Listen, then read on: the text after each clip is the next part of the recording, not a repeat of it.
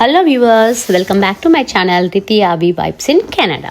So ఈరోజు హెల్దీగా టేస్టీగా ప్రోటీన్ ప్లస్ ఫైబర్ ఉండే డిష్ మీకు చూపించబోతున్నాను. చాలా ఈజీ, సింపుల్ డిష్, ఈజీగా చేసుకోవచ్చు.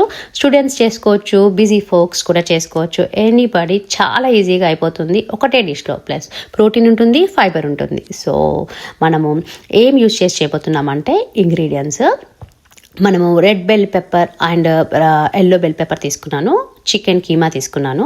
సో ఇప్పుడు ఒక ప్యాన్ తీసుకొని ఆయిల్ వేసి ఒక స్మాల్ ఆనియన్ వేస్తున్నాను.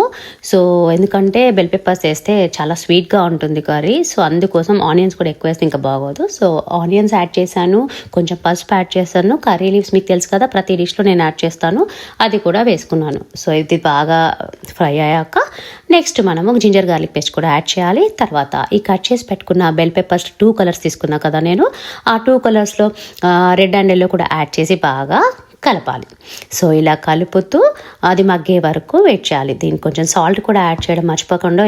సో సాల్ట్ యాడ్ అయ్యాక నెక్స్ట్ కాసేపు ఇది మగ్గనిద్దాం. సో ఇది బాగా మగ్గాక మనము కట్ చేసి పెట్టుకున్న ఒక టమాటో, ఓన్లీ స్మాల్ సైజ్ తీసుకోవాలి, చాలా టమాటోస్ తీసుకోకూడదు, ఎందుకంటే స్వీట్గా అవుతుంది కర్రీ. ఎందుకంటే బెల్ పెప్పర్స్ ఆల్రెడీ స్వీట్నెస్ ఇచ్చేస్తుంది. సో బెల్ పెప్పర్స్ ఉన్నాయి కాబట్టి ఒక్క టమాటోనే తీసుకోండి. ఆనియన్ కూడా చాలా తక్కువ తీసుకున్నాను. సో ఇప్పుడు ఇది బెల్ పెప్పర్స్ కొంచెం ఫ్రై అయ్యాక టమాటో కూడా యాడ్ చేద్దాము. సో బెల్ పెప్పర్స్ మగ్గాకనే టమాటో యాడ్ చేస్తున్నాను. సో బెల్ పెప్పర్స్ పూర్తిగా స్మాష్ అయినాకనే టమాటా యాడ్ చేయాలని ఏమీ లేదు. సో అన్నీ కూడా కలిపేసుకోవచ్చు. కాకపోతే టమాటా తొందరగా స్మాష్ అయిపోతుంది. ఈ బెల్ పెప్పర్స్ కుక్ అయిందో లేదో తెలియాలని చెప్పేసి నేను ఫస్ట్ బెల్ పెప్పర్స్ యాడ్ చేసుకున్నాను. అవి కుక్ అయ్యాకనే స్మాష్ అయినాకనే ఈ టమాటో యాడ్ చేస్తున్నాను, అంతే అండి. సో మీకు ఎలా కావాలంటే అవన్నీ కూడా వేసేసుకోవచ్చు. చాలా ఈజీగా సింపుల్గా చేసుకోవచ్చు అండి. సో ఇది యాడ్ చేశాక మనం కారం యాడ్ చేయాలి అండ్ ధనియా పౌడర్ అండి. ఇంట్లో ఉండే ఇంగ్రీడియంట్స్తోనే చేసేదండి, ఏమి స్పెషల్ ఇంగ్రీడియంట్స్ కొన్ని చేయాల్సిన పని లేదు. హోమ్ మేడ్ ధనియా పౌడర్ మాత్రం వేస్తున్నాను నేను ఇందులో, అంతే అండి. ఇవి వేసేసి పచ్చివాసన పోయేంత వరకు మనము మగ్గనివ్వాలి. సో రా స్మెల్ వస్తే బాగుండదు కదా. సో ఒక 5 మినిట్స్ ఆగండి, ఇవన్నీ వేసాక మూత పెట్టండి. సో తర్వాత ఇవన్నీ స్మాష్ అవుతాయి. తర్వాత మనం ముందుగానే వాష్ చేసి పెట్టుకున్న కీమా ఉంది కదా, చికెన్ కీమా, అది ఈ మసాలాలో వేయాలి. ఇందులో వేసాక మనము ఆ కీమా అంతాకి ఈ మసాలా పట్టే విధంగా కలపాలి. బాగా కలిపి మూత పెట్టేసేయండి. సో ఇది ఎగ్జాక్ట్లీ ఒక 15 మినిట్స్ దాకా ఓపెన్ చూస్తే లిడ్ వాటర్ వస్తాయి. సో వాటర్ వచ్చిందని కంగారు పడకండి, చాలా వాటర్ రిలీజ్ చేస్తుంది. సో ఈ వాటర్ అంతా ఎవాపరేట్ అయిపోయాకనే కర్రీ రెడీ అన్నట్టు.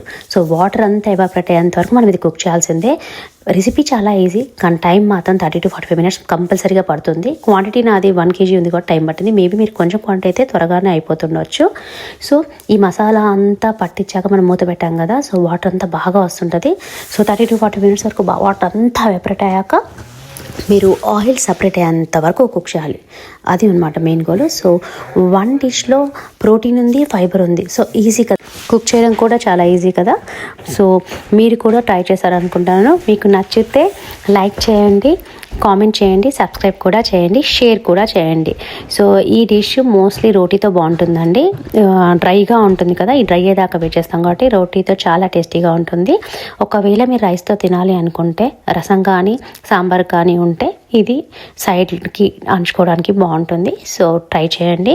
సో ఇలాంటి మంచి హెల్దీ అండ్ టేస్టీ రెసిపీస్తో మళ్ళీ ఇంకో వీడియోలో మళ్ళీ కలుస్తాను. Thank you for watching. Bye.